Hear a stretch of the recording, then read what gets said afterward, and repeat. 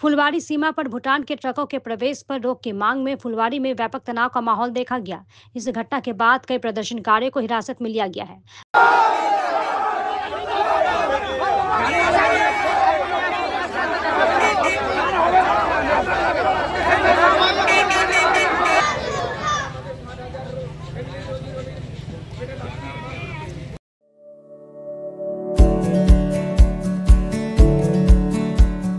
Pampered, not just a hospital, but a mother. New life fertility centre আধুনিক চিকিৎসা ও বিশেষজ্ঞদের সহায়তায় আপনার স্বপ্ন পূরণ করতে প্রস্তুত। নতুন জীবনের স্বপ্ন সত্যি করতে আজই যোগাযোগ করুন। নতুন জীবনের সূচনা এখানেই। भूटान के ट्रकों को सीधे बांग्लादेश में प्रवेश न करने देने की मांग में सिलीगुड़ी के फुलवारी 2 नंबर भारत बांग्लादेश सीमा पर अशांति का माहौल देखा जा रहा है।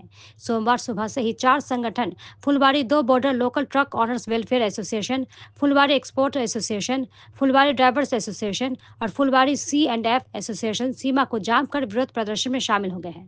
संगठनों की मांग है कि भूटान के ट्रक फुलवारी सीमा पर माल उतारे, वहां से भारत के ट्रक उसे बांग्लादेश ले जाएंगे। इन 2 मांगों को लेकर अरे भारतीय ट्रक मालिक और चालक भूख हड़ताल पर बैठकर विरोध प्रदर्शन में शामिल हो गए। इस विरोध प्रदर्शन में न केवल चालक और मालिक बल्कि उनके परिवार के सदस्य भी मौजूद थे। जब विरोध प्रदर्शन तेज हो गया तो इलाके में भारी पुलिस बल तैनात किया गया। प्रदर्शनकारियों ने आरोप लगाया कि पिछले कुछ महीनों से भूटान से आने वाले ट्रक ओवरलोड पत्थर और बोल्डर लेकर सीधे बांग्लादेश में प्रवेश कर रहे हैं, जिससे सीमा मार्ग पर भारत के ट्रकों का कारोबार लगभग ठप होने के कगार पर है। हजारों श्रमिक, चालक और मालिक इस पत्थर निर्यात सीमा व्यापार पर निर्भर है। वर्तमान में उनके लिए अपने परिवार को चलाना काफी मुश्किल हो गया है। इस विषय में प्रशासन से लेकर मुख्यमंत्री को कई बार पत्र भेजा जा चुका है, लेकिन कोई कार्रवाई नहीं हुई। उनकी मांग है कि फुलवारी सीमा पर भूटानी ट्रकों का प्रवेश रोका जाए और सीमा पर सामान उतारना अनिवार्य किया जाए। लगभग 9 दिनों से भूख हड़ताल चल रही है। आज के विरोध प्रदर्शन के चलते कई ट्रक फुलवारी सीमा पर फंस गए, जिससे तनाव उत्पन्न हो गया। पुलिस द्वारा प्रदर्शनकारियों को अपना विरोध वापस लेने की अपील की गई, बावजूद प्रदर्शन जारी रहा, जिसके बाद पुलिस ने कई प्रदर्शनकारी पुरुष और महिलाओं को हिरासत में लिया और उन्हें एनजेपी थाने ले गई। इसके बाद फंसे हुए भूटान के ट्रक ল্যান্ডপোর্ট में प्रवेश कर गए। আমি ট্রাক ওনার অ্যাসোসিয়েশনের সেক্রেটারি। আমরা এখানে গত সোমবার থেকে আমরা এখানে অনশন মঞ্চে বসেছিলাম এবং মঙ্গলবারে আমরা ভুটান গাড়ি আটকে দিয়েছিলাম।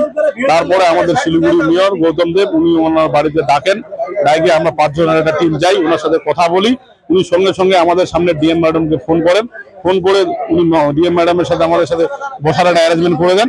আমরা পরবর্তী মঙ্গলবার বা বুধবারে আমরা ডিএম ম্যাডামের কাছে বসে আমরা আমাদের সমস্যার কথাগুলো বলি।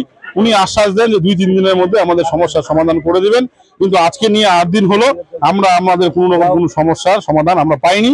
তাই আমরা বাধ্য হয়ে রাস্তায় নেমে বউ বাচ্চাকে নিয়ে আমরা রাস্তায় বসে ভুটান গাড়ি আবার বন্ধ করে দিয়েছি। পুলিশ প্রশাসন এসছে, পুলিশ প্রশাসন বলছেন যে ল অ্যান্ড অর্ডার আছে, তোমরা রাস্তাটাকে ছেড়ে দাও, নাহলে আমরা তোমাদের অ্যারেস্ট করতে বাধ্য হব।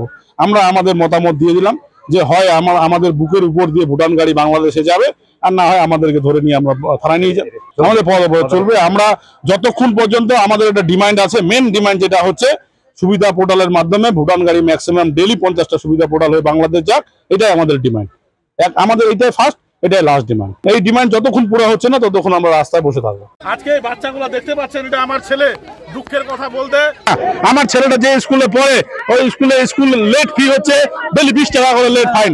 দুঃখের বিষয় আজকে আমার গাড়িটা বাংলাদেশে যাচ্ছে না বলে আমার বাড়িতে চুলা আগুন জ্বলতেছে না, আমার বাচ্চাটা স্কুল ফি দিতে পারি না।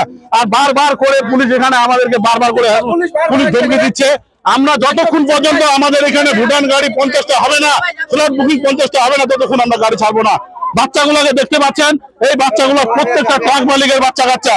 আজকে আমাদের বাচ্চা কাচ্চাগুলো এই প্রত্যেকটা ট্রাকের উপরে নির্ভরশীল। বউ বাচ্চা থেকে শুরু করে বাচ্চার স্কুল ফি, আমাদের বন্ধন লোন থেকে শুরু করে সবকিছু আমাদের ট্রাকের উপরে নির্ভরশীল। তাই আমরা আমাদের বাচ্চাগুলোকে নিয়ে আসি যাতে আমাদের ইন্ডিয়ান ট্রাকটা বাংলাদেশে যায়, আমরা কিছু পয়সা রোজগার করে আমাদের বাচ্চা কাচ্চাকে স্কুলে পড়াতে পারি এবং আমাদের সংসারটা চালাতে পারি। তাই আমরা আমাদের বাচ্চা কাচ্চাগুলোকে রাস্তায় নিয়ে আসি। উপায় নেই।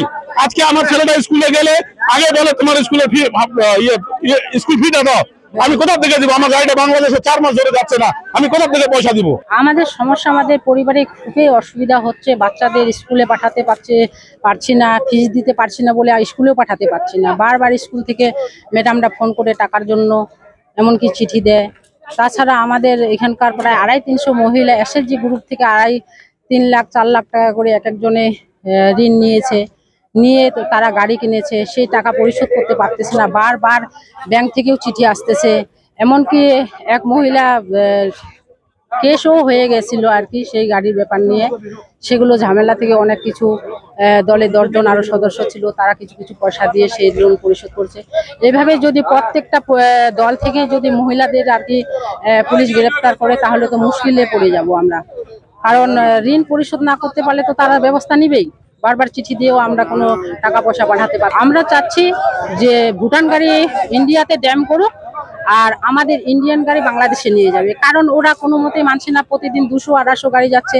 একটা প্রশাসনের কাছে একটা দাবি ছিল যে সিস্টেমে আসুক, সিস্টেমে ওরা আসতেছে না। তো এই জন্য আমরা এটাই চাচ্ছি যে ওরা এদিকে ড্যাম করুক, আমাদের ইন্ডিয়ান গাড়ি নিয়ে যাবে, তাহলে হয়তো প্রবলেম সলভ হবে। পরিস্থিতি আমাদের রোজি রুটির দায়ে পড়ে গেছি আজকে দাদা। আজ পেটের দায়ে, রোজি রুটি চলছে না, বাচ্চাকে ভরণ পোষণ দিতে পারছি না, বউ বাচ্চা নিয়ে বাড়িতে অশান্তি। কি করব? আজকে বন্ধন লোন নিয়ে, ব্যাংক থেকে লোন নিয়ে, জমি বন্ধক দিয়ে, সোনা বন্ধক দিয়ে আমরা গাড়ি কিনেছি। একটা গাড়ি 10 লাখ টাকা দিয়ে কিনতে আজকে আমাদের সেই গাড়ি স্ক্র্যাপে বেচতে হচ্ছে। 2.5 লাখ টাকা গাড়ি বেচে আমাদের সংসার চালাতে হচ্ছে। আমাদের যদি সম্পত্তি বেচে সংসার চালাতে কতদিন চালাবো? আমরা চাচ্ছি যেন আমাদের উপর নেতৃত্ব মমতা ব্যানার্জির কাছে আমরা যেন আমাদের অর্থ তাড়াতাড়ি হোক, সুরা হয়, নাহলে আমরা আমাদের বউ বাচ্চা নিয়ে আমরা রাস্তায় মরবো। যা হবে এখানে রাস্তায় হবে, আমরা আমাদের বউ বাচ্চাকে নিয়ে রাস্তাতে শুতে রাজি নই যতক্ষণ পর্যন্ত সুরা হবে না।